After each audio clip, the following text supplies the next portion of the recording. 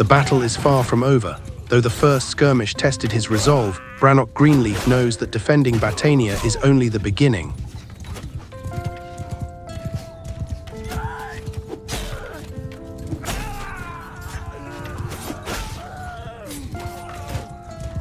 Victory is earned with sweat and steel, but even in triumph, the shadow of more threats looms over the countryside.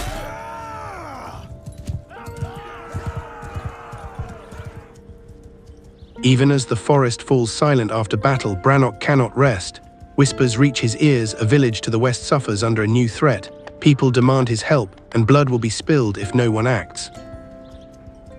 Glenlithrig, a quiet village nestled near Battania's northern border, has become the target of ruthless deserters.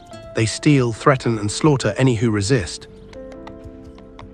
Brannoc knows what must be done. He will ride into the village, meet those who need him most, and plan the strike that could end this terror. Lithris, a farmer who spoke on behalf of the villagers, explained the situation with a heavy heart. The deserters demanded tribute every sunrise, and their threats grew bolder with each visit. Glenlithrig could not endure much longer. Fighting them head-on was impossible. The villagers had no armor, no training, but Lithris had a plan. With Brannoc's help, they could lure the deserters into a clearing under the pretense of surrendering supplies. There, with the advantage of terrain and surprise, the small warband could strike first and strike hard.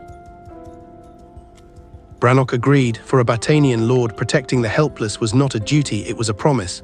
And so preparations began. A decoy tribute cart, hidden fighters in the brush, and a silent vow: Glenlithrig would no longer bow to brigands.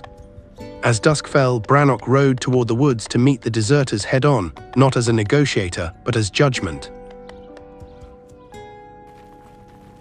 Kill them all! The deserters arrived expecting an easy tribute.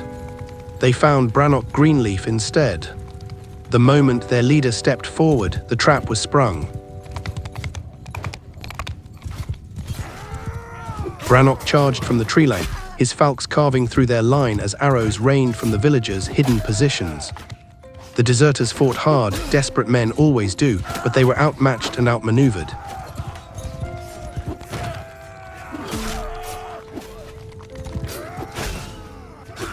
Within moments, their formation broke, then their courage.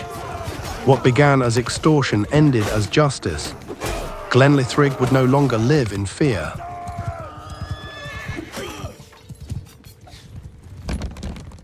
When the fighting was done, Brannoc returned to Glenlithrig.